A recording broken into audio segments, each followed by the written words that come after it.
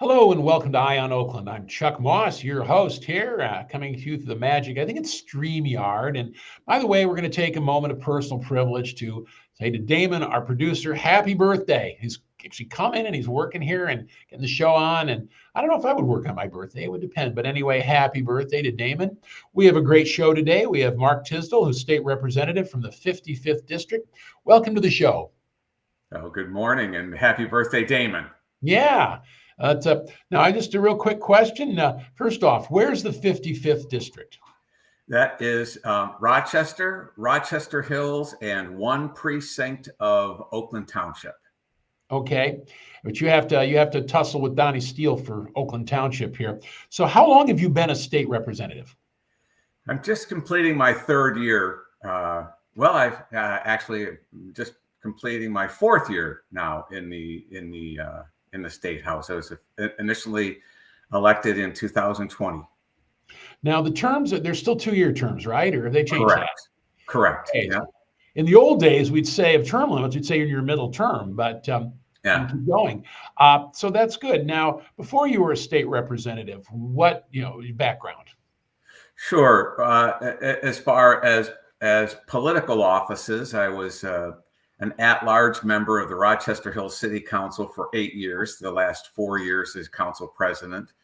Prior to that, I was self-employed starting in 1993. Was in a partnership, an insurance agency. We specialized in medical malpractice insurance. Did that for 20 some years, and as a partner. And then 10 years in medical supplies, operating room supplies and equipment, and then cardiovascular implants. So about 40 years total history in healthcare related businesses. Well, good. Someone has to know how it works. It's just great. Now, here's my that might be why I'm not on the health committee. Well, it happens. Well, whatever. So anyway, bottom line though is that okay. Here's the tricky hardball question. If you're ready. Yeah. What's going on in Lansing? That's a very good question. In the minority, it seems like often we're on a need to know only basis. Of course, we've been tied 54-54 since November. Two members of the Democratic caucus were elected to their respective mayoral positions in their cities. And so we've been 54-54 since then. There's not been a lot of activity really in the House. Many days we'll go in, we'll have one or two votes and then simply call it a day. So I think they're waiting to get back to that 56-54, a two-seat majority before they start offering any more impactful or partisan pieces of legislation. It's been a little frustrating for us in the House. It really, for me, part of my frustration goes back to, I think it was October. There was a vote on a land value tax change, piece of enabling legislature for the city of Detroit at the request of Mayor Duggan.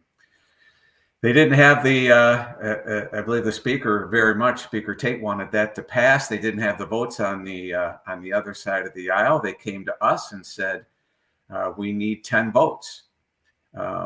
We actually delivered 12. I was one of the 12. And in return for that, we were going to get votes on the board for 6 different, 6 specific pieces of Republican legislation. The land value tax bill didn't pass. They undercounted on how many no votes they had on their side of the aisle. We delivered what we promised, but the 6 bills have yet to make their way onto the board for a vote. So that's been a complicating factor in trying to reach agreement. in this 54-54 current situation. We're still waiting for past agreements to be fulfilled. Okay, so basically in shared power, they're not keeping their word. If they don't keep their word, well, it's not shared power. It's 54-54 in the House. All the power still remains on the other side of the. Yeah, that is different. But that is different. They make deals and don't keep their word. Well, so if they don't keep their word and they make deals, then who's going to make deals with them anymore? I mean, yeah. Well, that's part of the frustration, and I can't be too hard on Speaker Tate. And much of the agenda is driven by the governor's office, and with just a 2-seat majority, he has little or no leverage within his caucus. He's had multiple freshman members, members of the progressive wing of his caucus call him out in the press. And in days gone by, that would have resulted in some kind of, some kind of discipline, removal from committees, chairmanships, staff. I was up there. He's between a rock and a hard place, really. Yeah, I was up there in super minority at one point almost, and Andy Dillon was speaker, and you spoke ill of the speaker. You're lucky if you kept your office. Yeah. So the speaker is not in a great position to exert a lot of authority or discipline over his own caucus. And again, much of the agenda is driven by the governor's office. And so even though he's Speaker of the House with significant amount of authority and power, he's more of an implementer than a policymaker, in my opinion. Well, that means it's so in other words, it's basically chaos. They can't get anything done because they can't. The Democrats can't run their own caucus. The Republicans are a minority. You can't make a deal with them because they won't keep it. It sounds like a recipe for nothing getting done. Well, and the governor, if you take a look at 2023, the governor has been on a tear to prove that she is a true progressive, and being a progressive in the Democrat Party is necessary if you're going to ever have any kind of national standing. So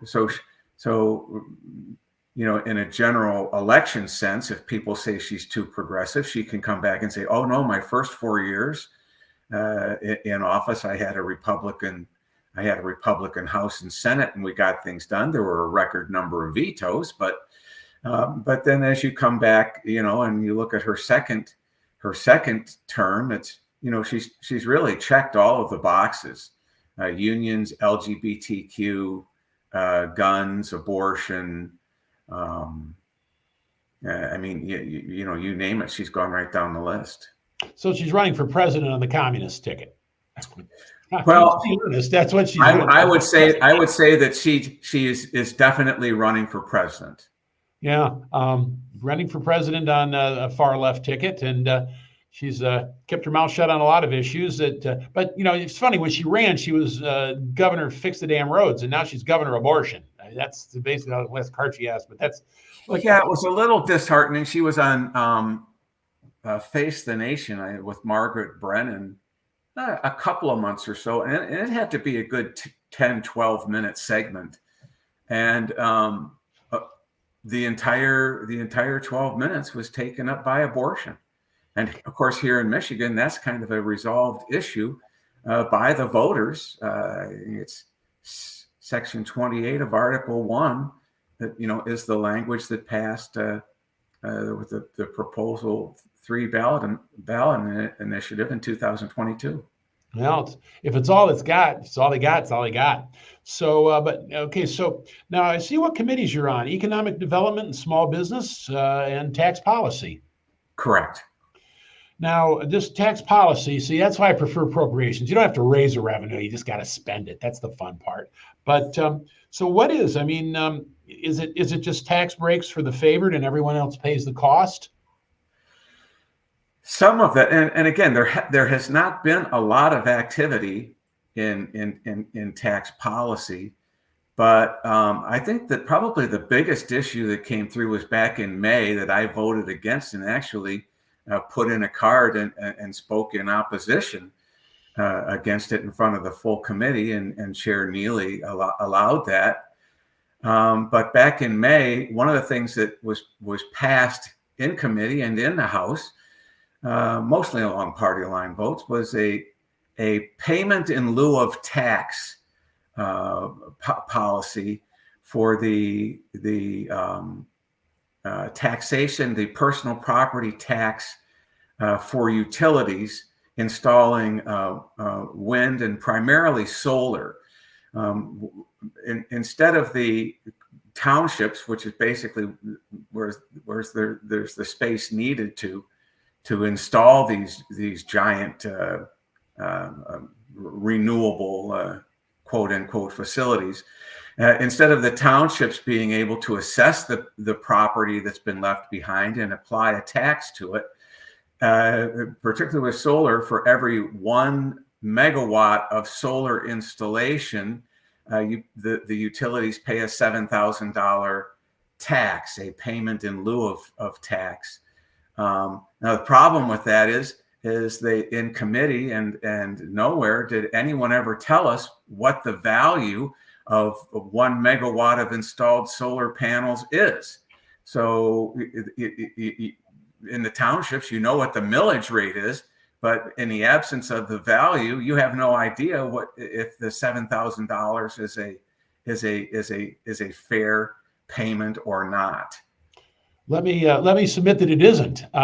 It's what amounts to a subsidy for green energy, and the townships have to eat it. And the townships, as you know, are aside from, of course, Bloomfield Township, a lot of the townships are generally smaller and poorer, and so they're being forced to subsidize utilities and green energy. And one of the objectives was to eliminate or stop the lawsuits between the utilities and the townships. But it was the utilities that were bringing the lawsuits. So if they wanted to stop that would have been easy enough. But part of the strategy, I'm assuming, this is my opinion, part of the strategy on the part of the utilities was that, just as you indicated, many of these townships don't have the money to pursue lawsuits. And so, at some point, there was simply a resolution, an agreed upon number, and we move forward. But this is just one of those things that's greasing the skids for making it easier to, to install the huge, particularly solar arrays that are going to be needed to meet the quadrupling of the required, renewable portfolio for the utilities. Now, in November, the other shoe to drop on this is not only were townships stripped of their ability to assess and tax, they've now also been stripped of their ability to effectively zone against such installations. The siting of solar in particular and wind is now the responsibility of the Michigan Public Services Commission. So really, the township's authority, what little they had, has been significantly diminished under this administration. Overriding local control, which is, of course, that way. So you only have to support one person, the governor. Well, we're going to take a break right here. We're talking with State Representative Mark Tisdel from the 55th District about what's going on in Lansing. When we come back, we'll talk economic development. How are we doing? I'm Chuck Moss. Don't go away. We'll be right back on Eye on Oakland. When it comes to disasters and emergencies, it's not a matter of if, but when. I'm relying on luck, but who knows if it'll be on my side. Let's prepare so we all have a better story to tell. Take control at ready.gov/olderadults. Welcome back to Eye on Oakland. I'm Chuck Moss, hosting here, and we have our guest, State Representative Mark Tisdel from the 55th District. So mainly Rochester, Corrigan. What I'm going to do is ask you, as we went out, we were talking about Governor Whitmer and her signature promise to get elected was fix. We can use the word dam, can't we? She did that. Fix the damn roads. How are they? Are the roads dammed fixed, or You tell me. Just to maintain decorum, I'll use darn. But yeah, the fix the darn roads, in this last state of the state address, the governor very proudly announced that since she's been in office, and at that time, the 5 years that she was in office, that 20,000 lane miles of roadway have been improved under her administration. Now, for the average person, 20,000 lane miles sounds like a lot. But when you take a look at the fact that there are 527,000 lane miles. Is that correct? Or it's very possible. No, excuse me. It's 257,000. It's a lot. The number is a lot. But so what it boils down to is that improving 4,000 lane miles a year, it works out to about 1.5% of the total lane miles per year in the state of Michigan are being improved. So when she ran on Fix the Darn Roads, I don't think people were envisioning that 1.5% of the roads would be improved each year. Well, no, and it's fix. I can use that word. I will see if I do, but fix the bloody roads. The thing is that we got 20,000 road miles in Oakland County alone.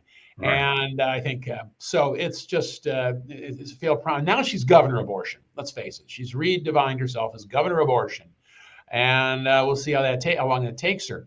Now you're also on the Economic Development Committee, and economic development. I remember that well in the days of our beloved Governor Granholm. And essentially, it was just taxing and regulating the hell out of everything, and then offering subsidies to businesses to come and locate and expand here. They called that industrial policy. Are they back to that again?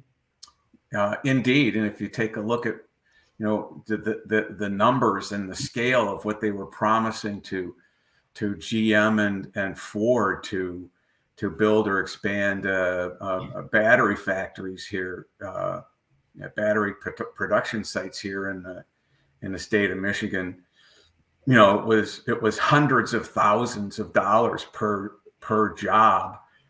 Jobs paying below the area or regional median incomes, by the way.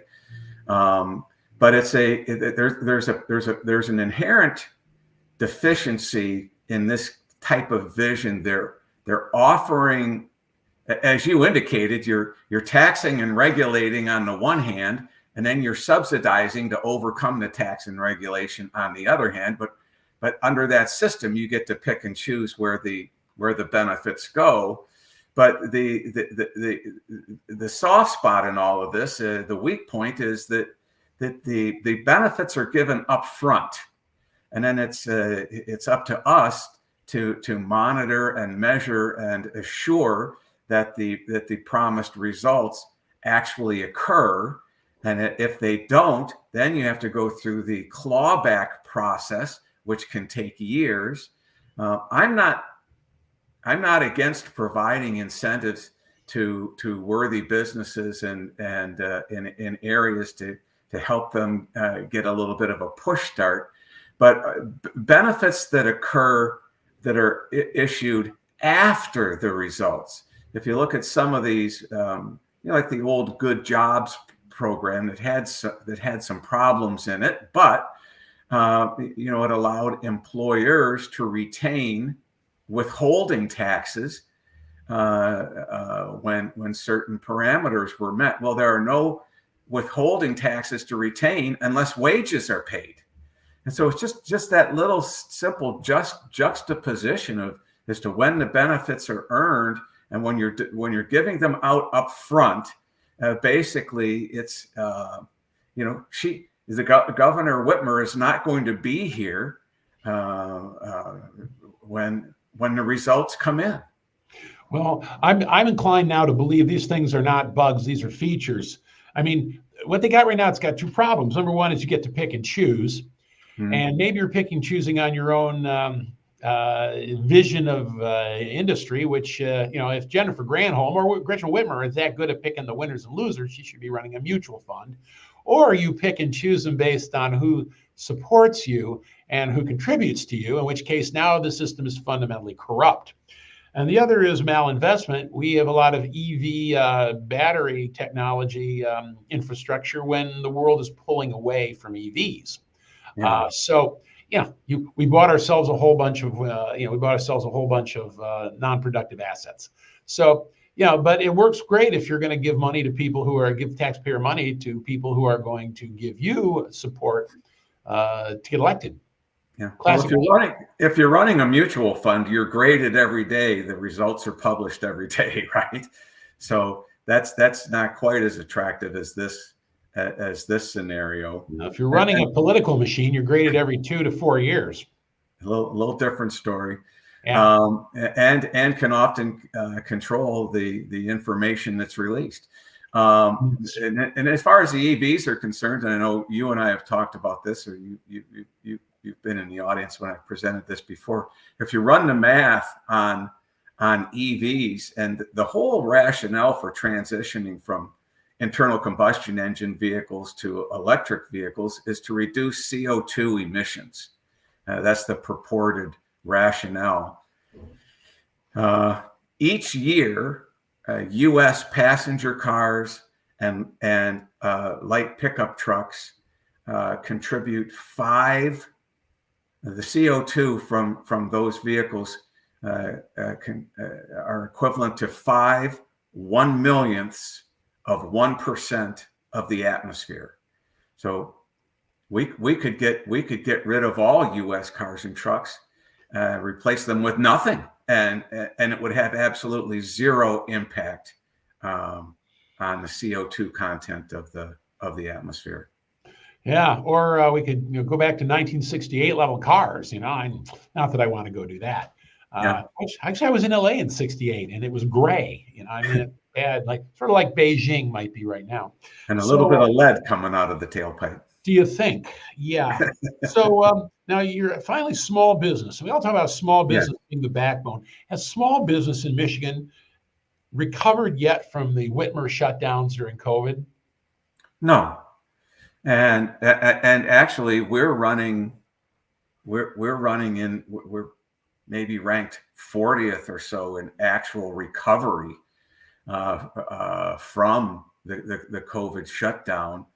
I think maybe just in the last couple of months, we actually reached the same level of employment, or same share of employment in the state of Michigan as the pre-COVID shutdown.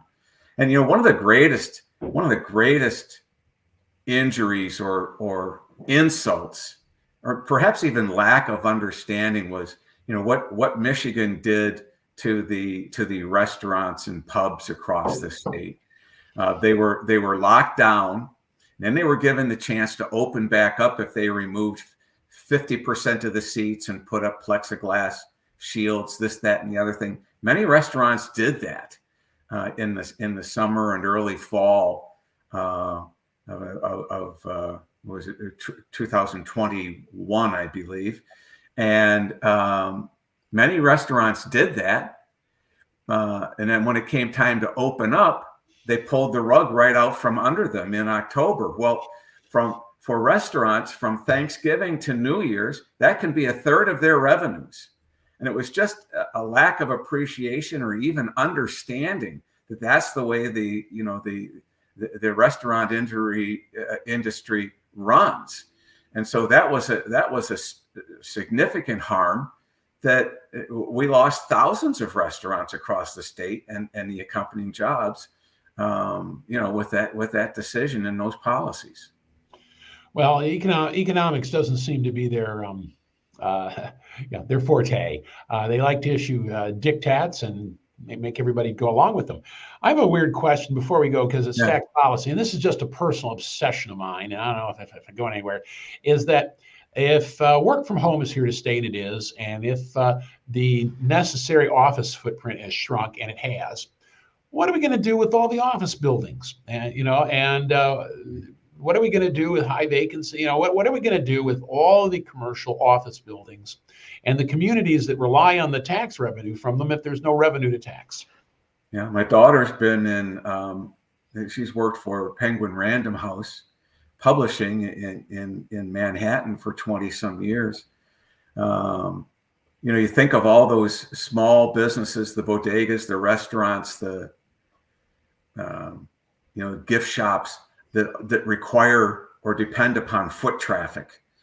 And when a third of the office space or so, was empty, building back somewhat, all those smaller businesses around that depend on that pedestrian traffic walking in and out, they're absolutely decimated. If you look downtown Detroit, the high rise at the Hudson, the old Hudson site on Woodward, that's been literally cut in half. And I have no idea.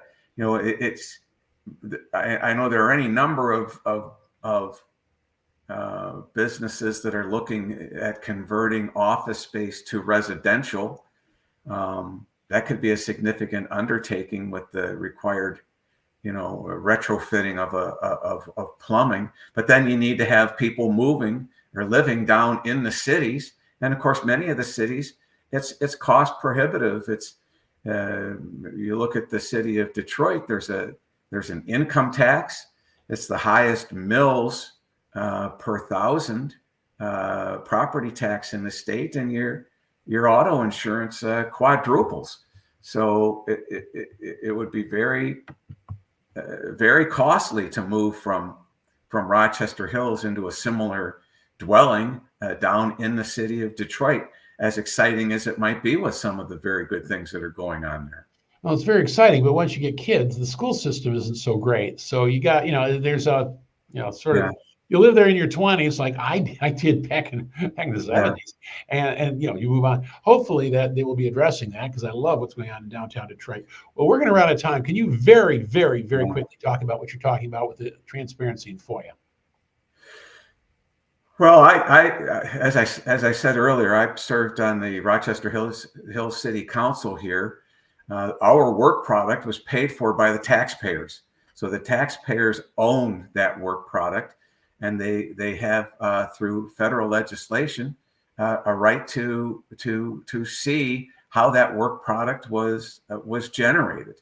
Lansing is one of, I think, only two governor and legislature sites in the nation where that federal legislation doesn't apply.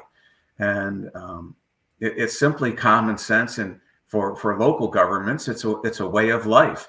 When when you're accepting taxpayer money to build initiatives, to move forward with policies, they have a right to know how those policies were reached, how those decisions. And they paid for it too, so they got to do it. Well, we're going to have to leave it here, and I appreciate your efforts to kind of open the windows and let there be sunshine, let the citizens see what they're paying for and what their public servants are due. Thank you for your work, and thank you for all you do, and thank you, Representative Mark Tisdel, for joining us here on Oakland. I'm Chuck Moss, and thank all of you for joining us here on Eye on Oakland.